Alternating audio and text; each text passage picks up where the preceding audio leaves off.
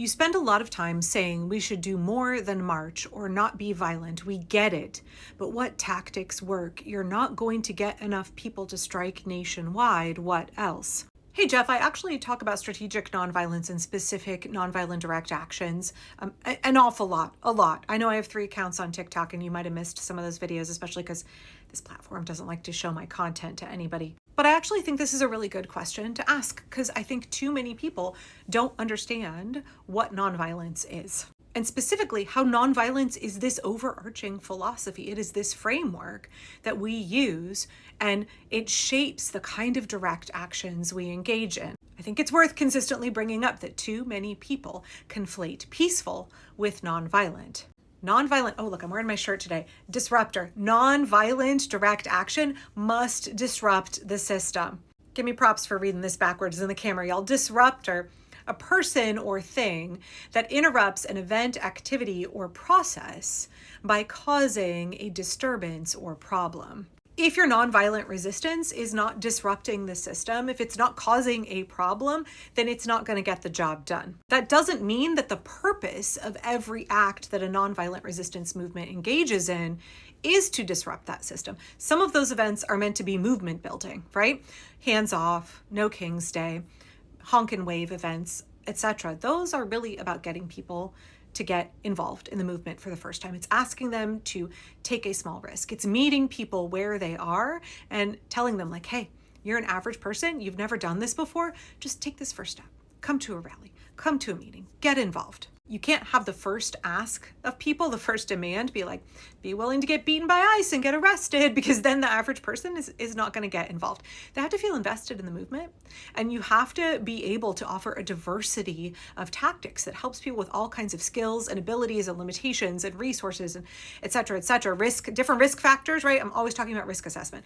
Different people can undertake different levels of risk in the resistance movement, but there is a place, a purpose, a job for everybody. So some people are going to engage in activities that are more disruptive than others. Some folks are going to be on the front line protesting against ICE. Some people are going to be Black Panthers out there escorting immigrants to the grocery store and back so that ICE doesn't abduct them. Some people are willing to be on rapid response teams and show up where ICE is and undertake significant physical risk. Some people are willing to engage in acts of planned civil disobedience that are captured on film and shared broadly, because as I always say, civil disobedience is a performance that you are putting on. It is meant to change public opinion. It is meant to create that contrast, right? Where you're highlighting the injustice of whatever law it is you are choosing to break or whatever action that the regime is taking.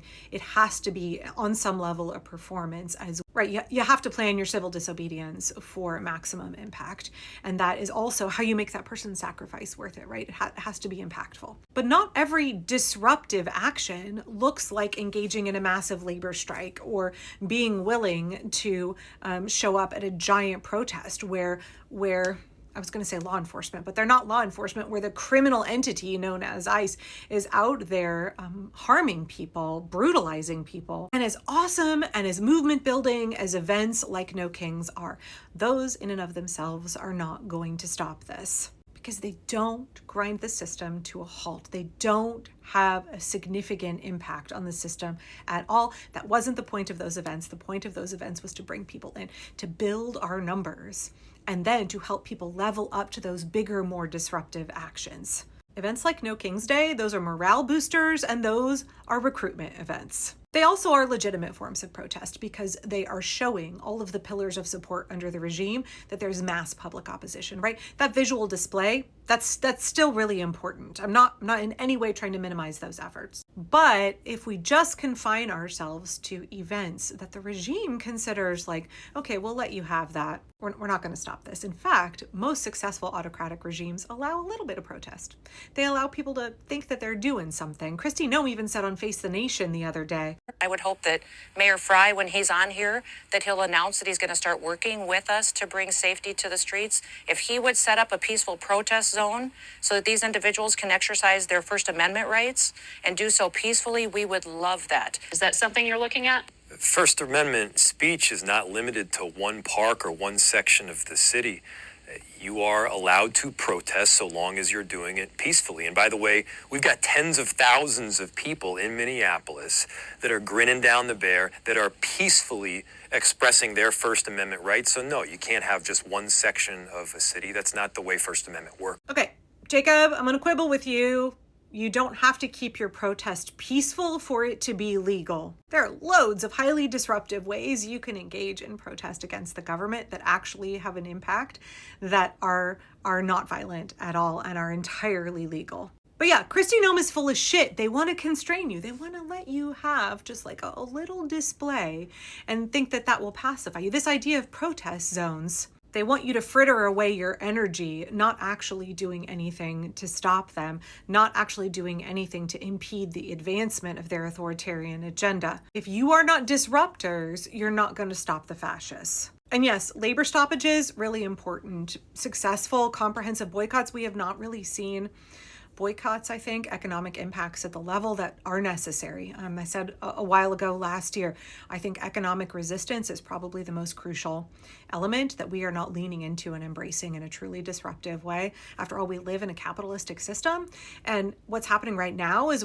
it's becoming a kleptocracy. It's a full-on kleptocracy, right? It's all about these corporations that care more about money and are willing to throw all of us and the Constitution and the American experiment under the bus in the name of money. So like the only language that they speak is money.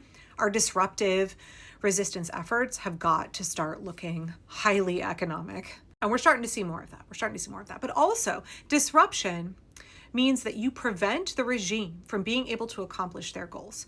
So that can look like feeding people who are being taken off of food stamps. They want us hungry? Cool, then we make sure that we feed people. They want immigrant kids to be afraid to go to school? Cool. Then we line up on the sidewalks so that those kids can get to and from school safely. So I guess, Jeff, to answer your question in the most helpful way, what does it look like to view every action that you undertake, everything that you go about in your daily life, as an opportunity to disrupt the system?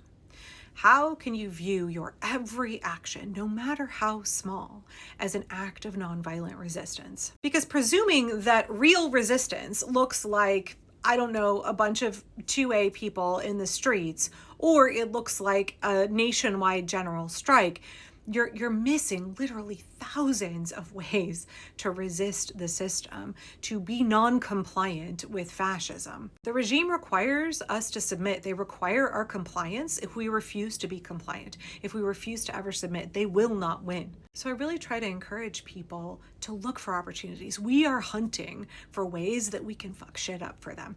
We are hunting for ways that we can get in the way, that we can prevent them from doing the things that they want to do.